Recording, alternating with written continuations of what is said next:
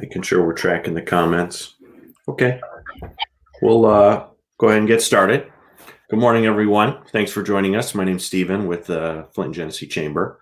We're joined this morning by a good friend of mine, Erin Hamp, owner of INC Systems.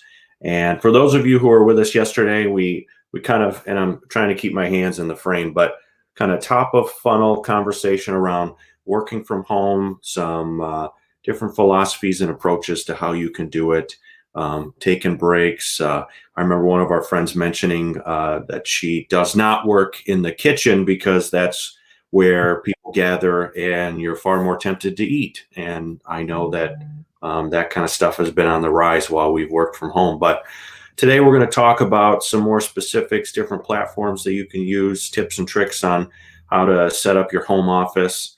Maybe touch on that bandwidth issue that Ellen brought up earlier in the week. And as I said, we'll always record these. They'll be posted to our website. Please feel free to ask questions throughout. We'll pause at times and address any questions or sharings that you may have. And with that, Erin, take it away.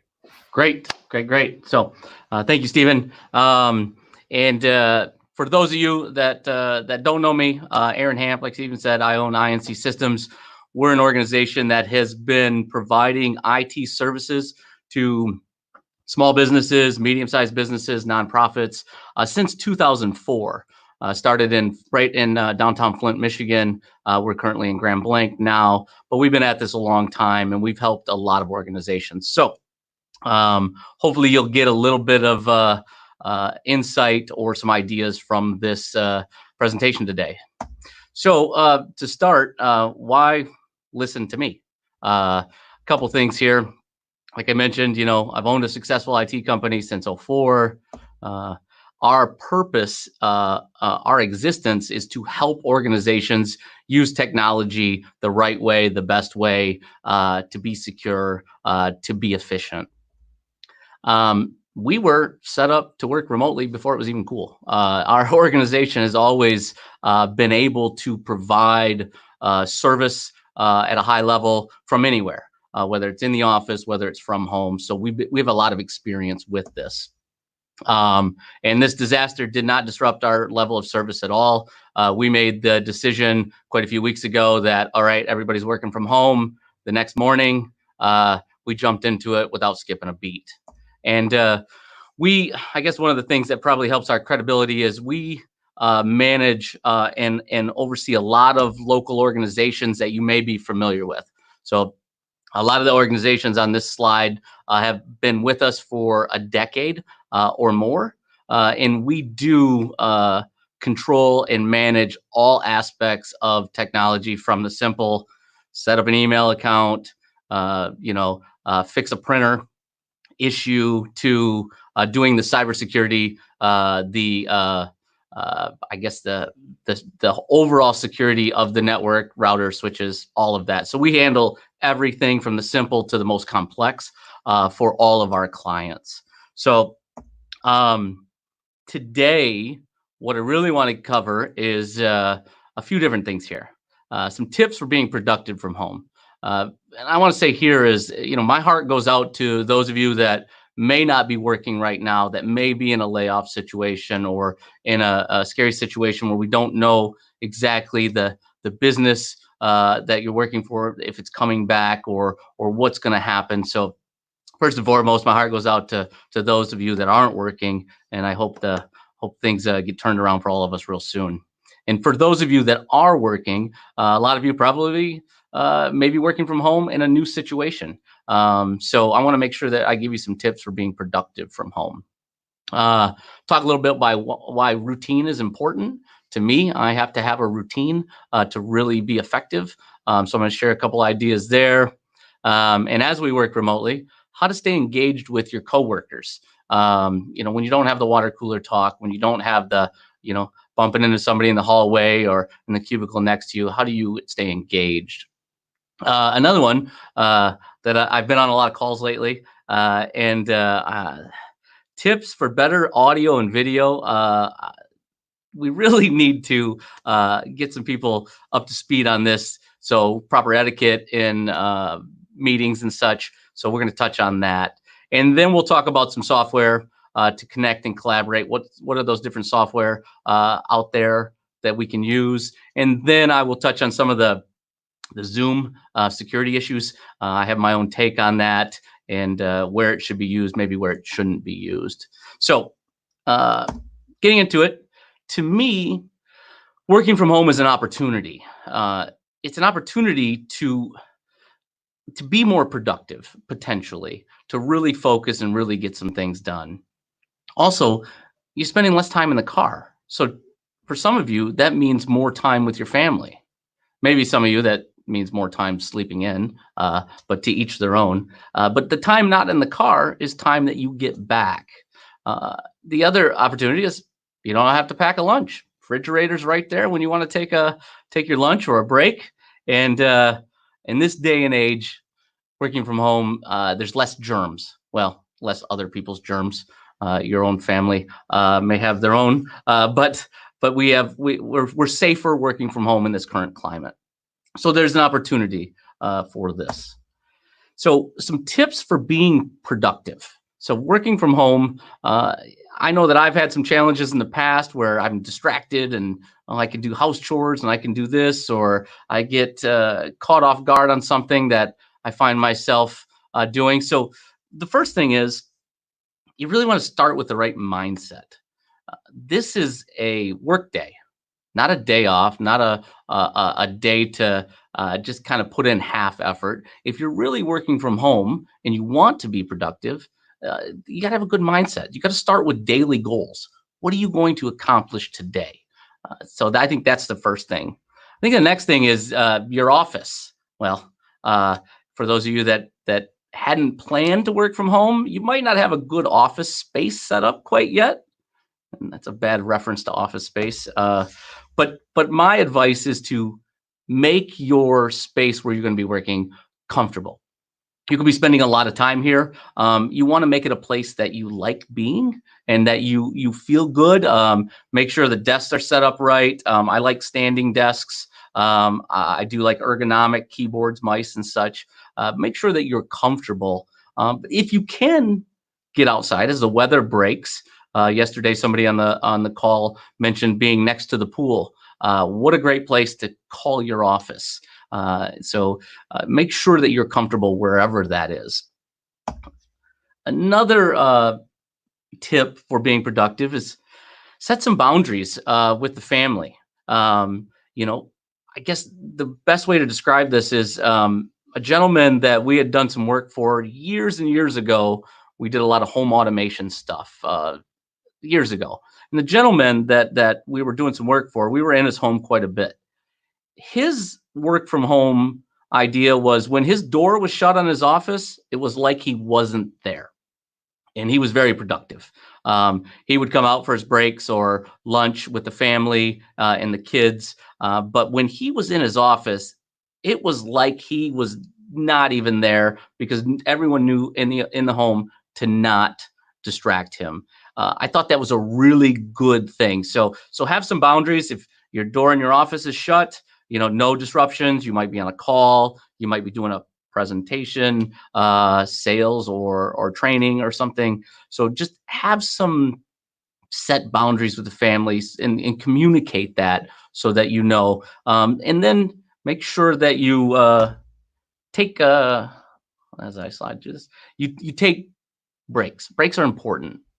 They're necessary, and make sure you get away from your screen. If you're working from home and you're in front of a screen like I am here, we're looking at a short distance. Get out, not just stretch your legs and stretch your body, stretch your eyes. One thing that I've heard and I believe in is our eyes are designed to look in the distant, out on the horizon. So give your eyes a chance to look in a distance. Get outside, maybe take a walk. Do something to get away from your computer periodically. I believe yesterday somebody mentioned, maybe it was Amber, saying that, work for an hour or two, get up, maybe do some house chores, do something else, get back to work. Whatever that break is, do it. It's important. And then to be productive as well, you got to have good internet connectivity. We've all experienced that conference call lately where that one person starts talking and it freezes up, and either they drop them or they come back, but you lose some of the conversation communication. And so I want to just talk a little bit about the difference between internet connectivity and Wi-Fi. So a lot of us are probably connected through Wi-Fi, whether it's your phone or a tablet or a laptop. And Wi-Fi is never as reliable as a hardline connection. See if I can use a little laser pointer here. So can you see this? So this cable here and this one here, that's plugged directly in. That's where you're going to get your best connection for video streaming, for audio, that type of stuff. And if you're on Wi-Fi, you might be competing with the rest of the family, game consoles, other tablets, other things that are connecting. So I always encourage people to have a cable that plugs into your device and into your router or modem. That's going to give you your fastest connection. Now, some of you may not be able to do that. Maybe the device is on the other side of the house. Maybe you just don't have that ability and you have to connect through Wi-Fi. If you do, it's important to make sure that you have good strength, good Wi-Fi strength, and you can do a speed test. Speedtest.net is a good way to check how fast your connection is. You need that. And without getting too technical, there are ways to give priority to your connection. So let's say you do have 5, 6, 7 devices in the house that connect to Wi-Fi. If it's set up properly, you can say that the device you're using has priority over the other devices. That will help your connectivity, your video, your audio, those type of things. But if you can plug in, that's where you're going to get your best results. So, and that's going to be the fastest, because Wi-Fi isn't going to be as fast as your internet connection in most cases. So, so those are some thoughts behind that.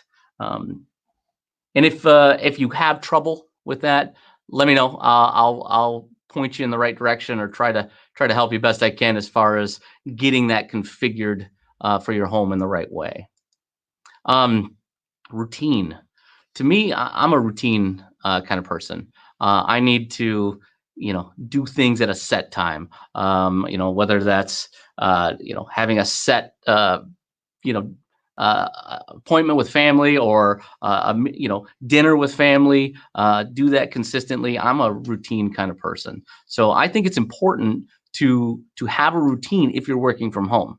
So, whether that's you wake up in the morning and first thing you go for is your coffee, or you grab some breakfast, or your workout is your very first thing, stick to that. Stick to like kind of the time frames, and make sure that you go through that normal routine as if you were going into the office. Get your mind right, and get ready in the morning. Some people joke about, I haven't put on pants in a couple weeks. Well, pants are optional, but I do think that getting up and taking a shower, or that getting ready routine helps get your mind right to really to work and be productive as you're working from home. If you just roll out of bed, grab your coffee, sit down at your desk, you may not have the I don't know what the word is, but it may not give you a good motivation to get going. So my recommendation is get ready in the morning, just like you normally would. And then, like we talked about break times, I think that you should have some routines. If you're working from home, set some times and to either spend with your family. Take that 20-30 minute break and have that time where each day your family knows that you're going to spend some time with them, and you know that you can work around it. Or take the dogs for a walk, feed the cats, or any other pets that you may have. But make some set times for that. Force yourself to get up and away from your desk. Those are some of my recommendations for routines. And the bonus, of course, like I mentioned earlier, is no traffic. we're not getting stuck in traffic, which is a bonus from working from home. So staying engaged. So when you're working remotely, you can feel kind of isolated at times. You're not having that banter, that chit chat in the office. So here's some tips for staying engaged with your coworkers, or maybe your subordinates or your managers. But one thing we recommend is start every morning with a huddle. It could be 15 minutes, it could be 5 minutes, it could be 20 minutes, but just something simple where your team gets together at a set time. Everybody's there that needs to be as far as your team, and you can kind of discuss what are the objectives for the day. What do we need to accomplish? What do we need to keep our eyes on? What were some of the takeaways from yesterday? It's a really good way to get your day started in working from home. We do it every day ourselves to make sure we know where things are. And another important piece of this is always use your camera. If you've been on a call where somebody's just on the audio piece of it, you lose a little bit of that connection. So make sure that when you're having a quick call, if you're working remotely with your coworker, use the camera. Always use the camera. Some people might argue that, but I this is my recommendation: is I want to see who I'm talking to. With technology today, it's easy to do, and we can we have it right here. So when you call somebody, hit the camera button so that they can see you. That helps with working remotely. And so interact with those coworkers when you're on video, whether it's a one-on-one, whether it's a one-to-many. Interact with them, have lunch together. That's as an example. So, we're working all day, we're working from home. If you're not having lunch with your family or whatnot, have a coworker. You guys can talk and just kind of have some discussion as you're eating lunch. It's a good way to connect outside of the business focus of the day. Kind of that water cooler talk, if you will. And engage your coworkers on opinions. Ask, hey, can you take a look at something for me? Pop up a screen. You can share documents very easily. Hey, just want to get your opinion on this, or what do you think of this? Or hey, I could use some help with that. So make sure you're making those intentional connections throughout the day with your coworkers to stay engaged. And another thing that I like is, yes. And what about like camera placement, and how close are you supposed to get to it, and that kind of... I might have something on there, but camera placement. We've all seen good camera placement, and we've all seen bad camera placement. I can't move my rig and everything, but those ones where your laptop's in your lap and you're looking up somebody's nose, that kind of thing. Not so good for video. You might want to set that up here, give a good shot, so that it's a good video conversation, not necessarily the just the face. If I'm up here like this, nobody wants to see that. But not too far back. So camera placement is best around eye level or a little below eye level would be my recommendation. Thank you, Stephen. And next slide, tips for better audio and video.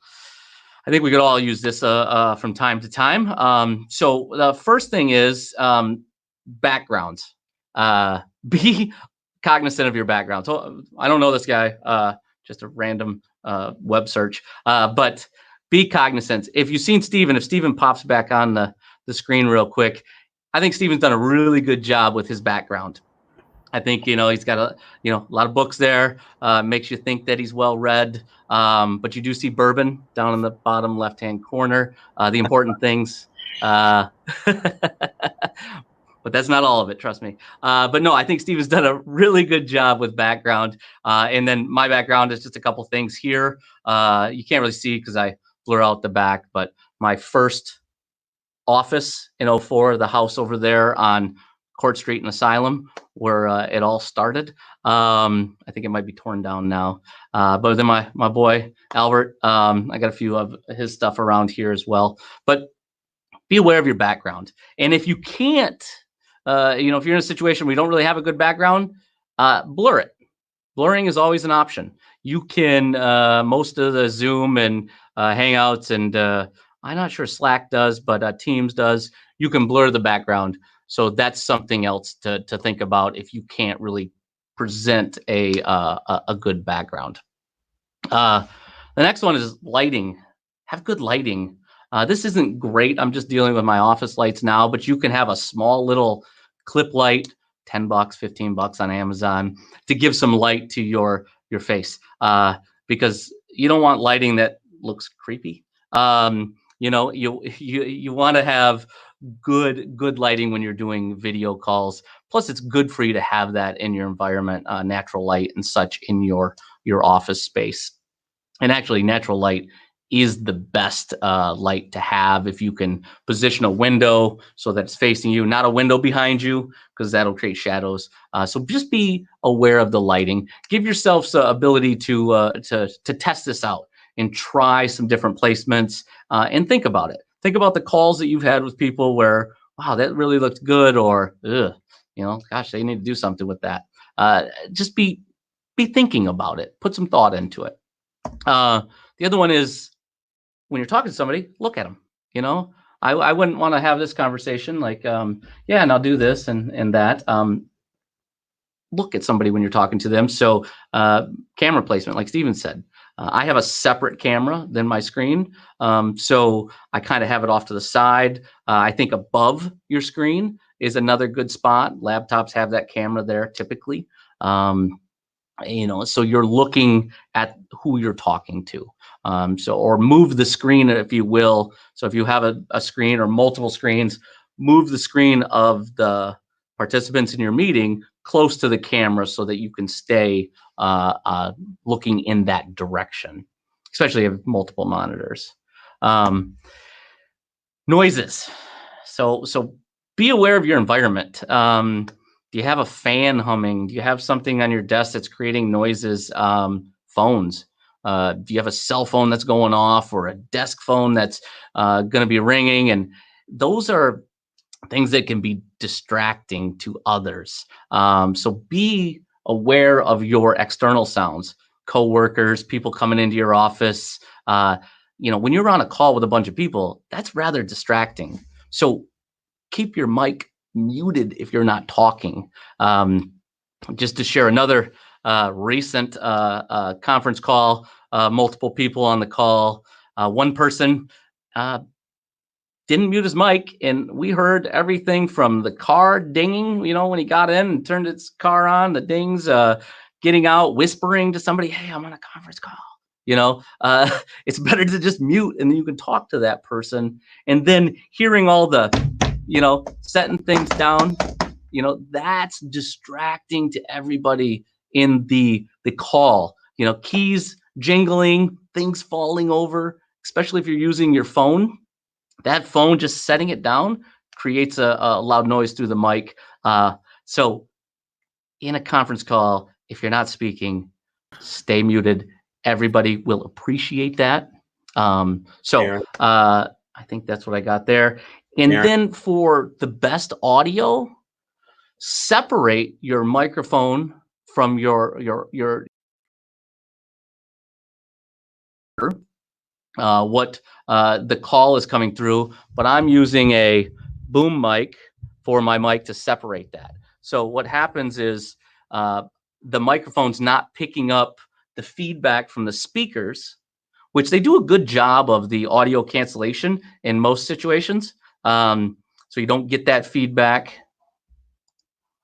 And did I lose Steven? Oh, okay. All right. I instead of trying to connect. Yeah, shoot. Yeah.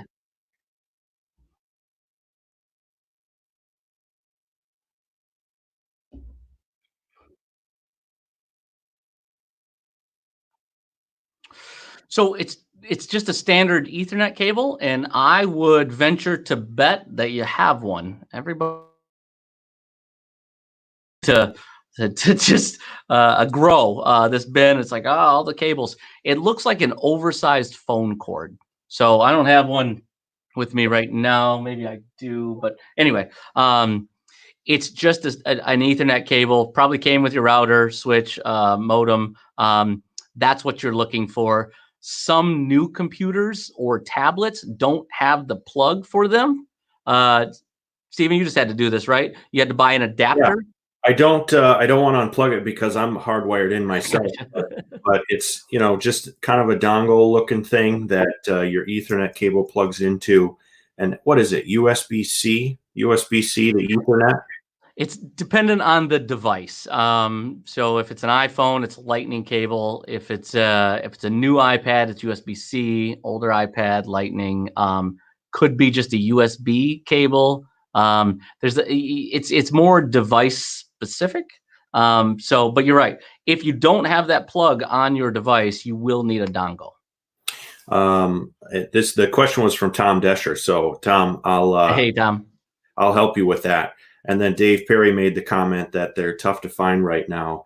I don't know if they're still in stock, but I did the curbside pickup at Best Buy. Grabbed the dongle and I don't know, it was like a 6-foot Ethernet cable, and now we're working very well. Another question was regarding Zoom and the security issue. Is that later in your presentation? Yeah, I will touch on that, and I'll touch on some of the concerns and some things you can do if you're using Zoom, maybe some instances where you shouldn't use Zoom. That's right. That's all the questions for now. Okay, and to touch on that, yes, there is for webcams, for some of this stuff, there's been just a mad rush of people working from home. So you can't find a webcam online to buy a decent one for that matter. Having a hard time finding some of the other pieces, whether it's earphones to go to phones or to your computer. There are some definitely shortages going on right now. So just be aware of that. But Best Buy is doing curbside pickup. Like Steven said, I was able to get a couple things the other day for my new setup here. So that's definitely an option, but you may be limited in what you can get your hands on right now. So, okay, so we're talking audio. So separate speakers, mic is your best audio. You're going to eliminate any potential feedback, and you're going to have the best audio experience that way. So, let's talk a little bit about software to connect and collaborate. So, in my opinion, these are great tools for internal communication.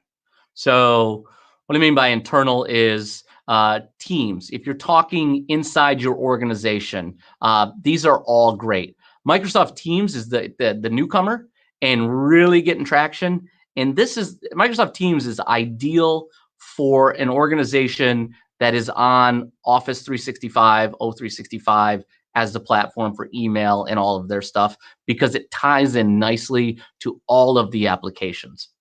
And I really like Teams.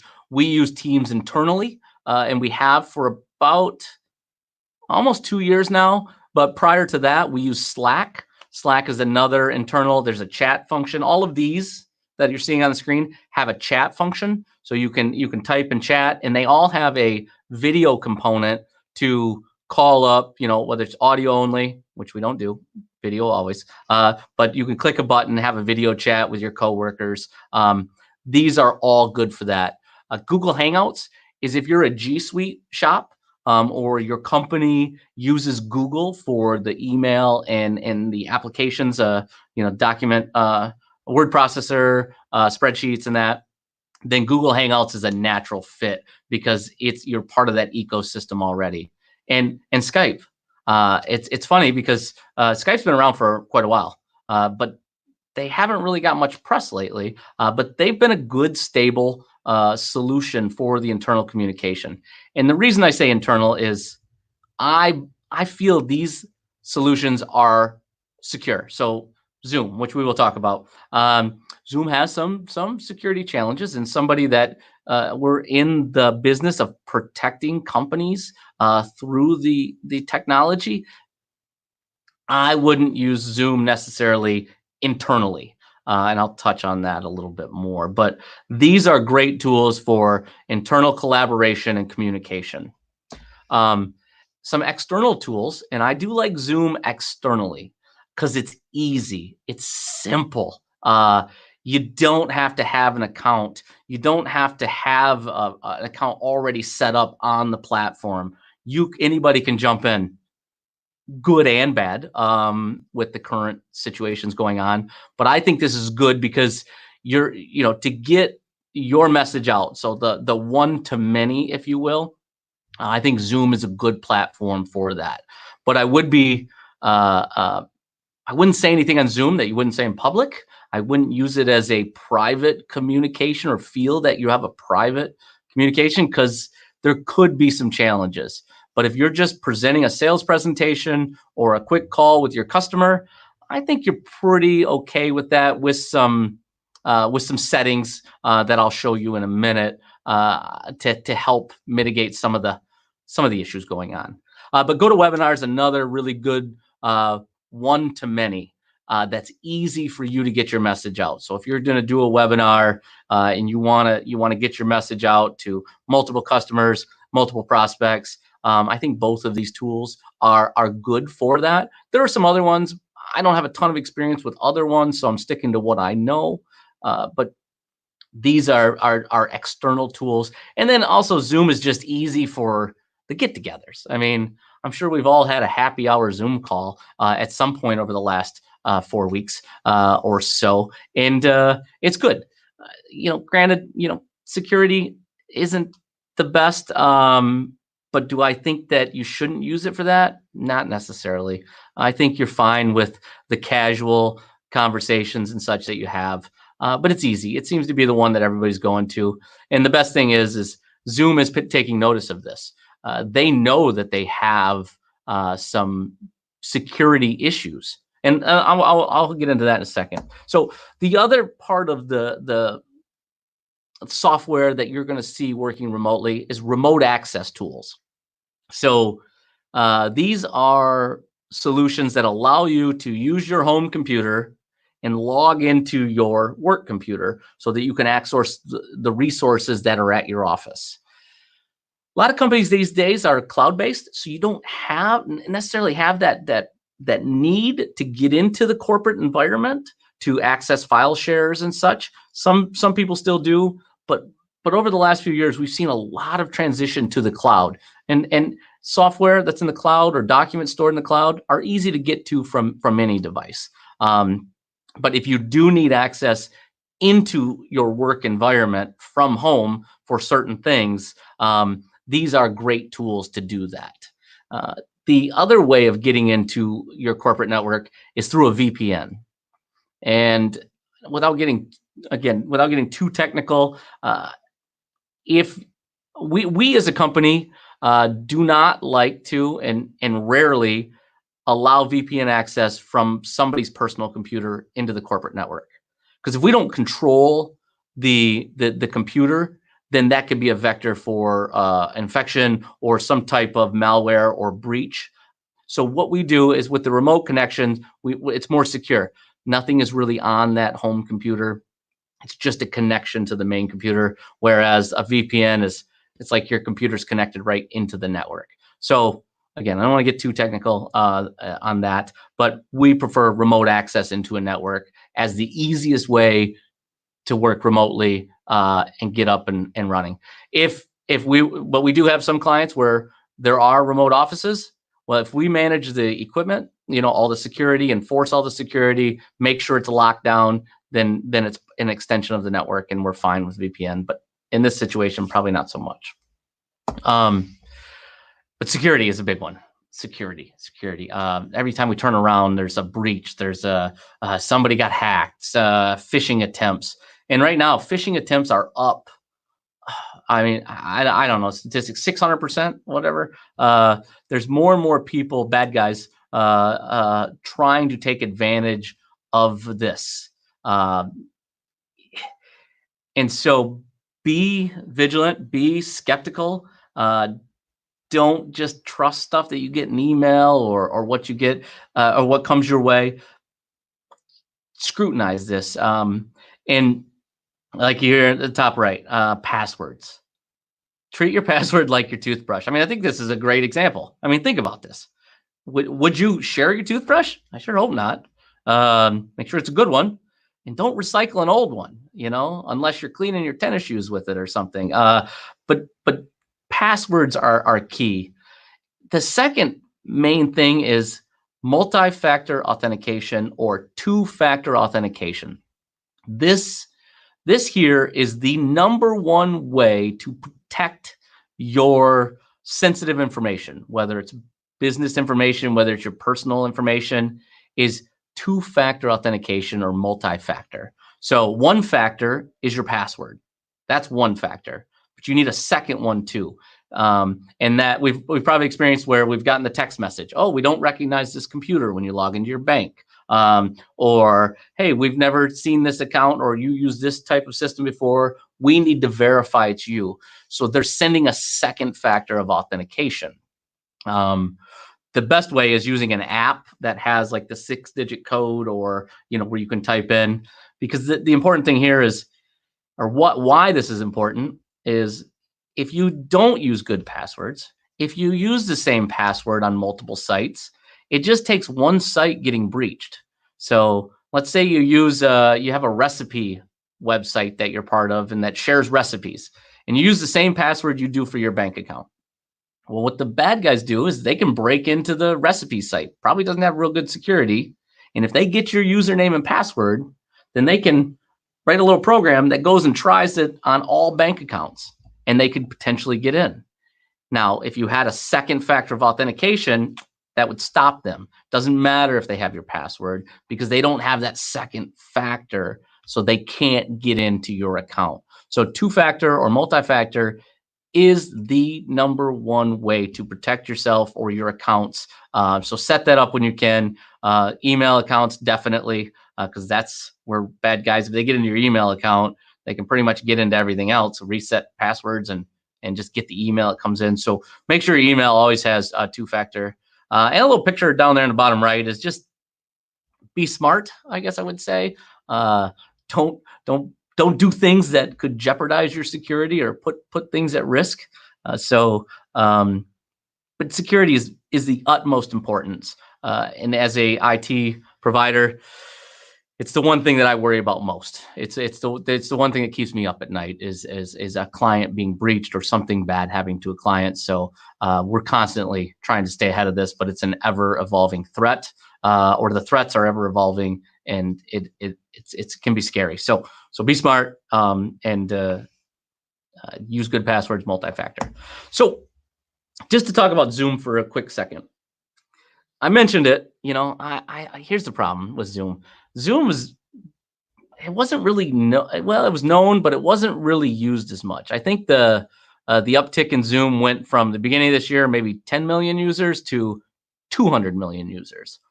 So with that many more people using it, it's more of a target. It's all of a sudden, hey, we got to work from home. What do we do? I don't know. Use Zoom. Okay, great. Set it up and run with it. Well, with the few users that Zoom had in the beginning, it wasn't scrutinized as deeply as it is now for security concerns. There were some things, I think it was a year ago, that I remember hearing about kind of a shady technique where they were installing persistent software if you had a Mac computer, and even when you uninstalled it, it kept the software there. Just kind of sloppy security from the developers of Zoom. The biggest concern was, which they've already patched and they fixed this, is there was a flaw that could compromise a Windows computer to allow your credentials to be harvested by a bad guy through the Zoom protocol. That's been patched. So make sure if you're using Zoom, keep it updated. If it says, hey, there's a new update, update it. Keep it updated. There were some data mining issues. There's a software application called Z War Driving. Basically, it'll scan for open meetings without a password. And if you don't have a password, anybody can just jump in. So it's looking for links, and that's where you hear Zoom bombing. People that weren't invited just show up in your meeting and may share something inappropriate, derogatory, or worse. So you want to make sure that, like these settings here, we'll talk about, and then the encryption issue. it's a little vague about what type of encryption they use.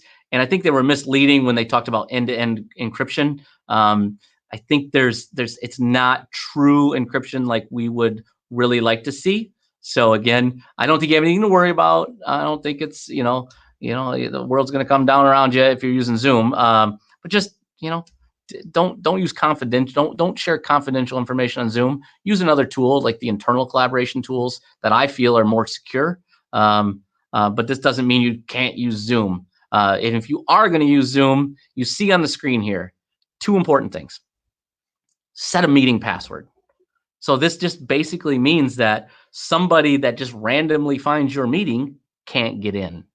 Okay. So I think we're used to just, no password, and just here's the link, just click the link. Kind of like, we've done with, I think the chamber here, or some of the other meetings I've been in. I just click the link and I'm in. Anybody can get in. You don't want that. Set a password. I don't even care if it's an easy one, because it's not like we're trying to secure Fort Knox here. We're just trying to keep the casual bad guys, if you will, out of our meetings. So set a meeting password. The other thing that you can do is enable the waiting room. So the waiting room is basically when somebody does join the meeting, they don't get into the meeting necessarily. They're waiting in the waiting room. And what you do as the presenter, you either allow them in or you don't. So set a password so they can't even get to the waiting room without a password. So they get in the waiting room, and then as the presenter, you get to see, oh, I know Tim or I know Bob. They're welcome to come in. So it's another layer of preventing people from joining your meeting that shouldn't be. Now, granted, these settings right here are only addressing the uninvited guests, if you will, or the people that we wouldn't want in our meeting. Some of the other security concerns are more deep and such, but again, I'm not saying not to use it. Just be careful what you use it for. Don't use it for internal communication. Use another tool that's better designed, like Teams, like Hangouts. With that, each person has to have an account. You got to be kind of connected together for it to really work well and seamlessly. But your organization should be set up that way. That's something we can definitely help with too. We've done this a ton, so we can help potentially on that. And then the last thing I would want to say is that if you need help, so we deal with businesses. We don't deal with the individuals necessarily on the configuration of home stuff or residential, but I'm willing to have a conversation at any point and discuss that and help you. And I know some organizations that do that we could help you make the introduction if you have some issues at home. So you can reach out to me directly. But for businesses, nonprofits and such, if you need that access into your network, we do this for all of our clients now. We have the solutions to manage all of this, and we can sell a remote access solution that's a lot less expensive than some of the other tools on the market, and we can enforce multi-factor, we can enforce security. But what we're doing in this instance is that anybody that needs that, no charge. We will, whether you're using an IT provider now or you just need access into your business network, we will give you a free remote access license. It's TeamViewer, but again, we control it. We manage and maintain the security of it. So if you need to get into another computer at your office, just send us an email. We'll let you use this for free through the end of May. No strings attached, no setup charge, nothing like that. Just if we can help, we have extra licenses. We'll let organizations use those until we can get through this crisis. And then, so you see the email there, sales@INC. If you have questions for me after this call, my email is just Erin, AARON @inc-systems.com. Just send me an email. And if you just want to have a phone call, I've had a couple calls this week of people just worried, concerned because they don't understand what's going on, or maybe there was an issue on their computer and they don't quite get it. Send me an email. We'll set up a call. I'm happy to have a conversation to hope educate or set some of your concerns at ease. But that's that's what I have for today. Maybe Stephen, you jump back on, and if there's other questions or anything else that we can address, I'm more than happy to answer any questions. Lee did have a comment. You really opened our eyes to the password, just the seriousness of your passwords. And I've noticed, I don't know about anyone else, but I've noticed those like warning emails from Google and other platforms. Hey, your account's been attempted access. Was this by you? And of course it wasn't. Yeah. A lot of folks at home, a lot more free time on people's hands, and they're taking advantage of it. Another thing that I wanted to mention, go ahead, Erin. Oh, well, I just want to add something with the password. So Lee, maybe this to you directly is human beings. We can't remember a lot of well, at least I can. I don't even know anybody's phone number anymore. I can't remember that. So a really good tool to use is a password manager. So a password manager is like a vault. It's not a sticky note. Don't use sticky notes and write your passwords down on your desk.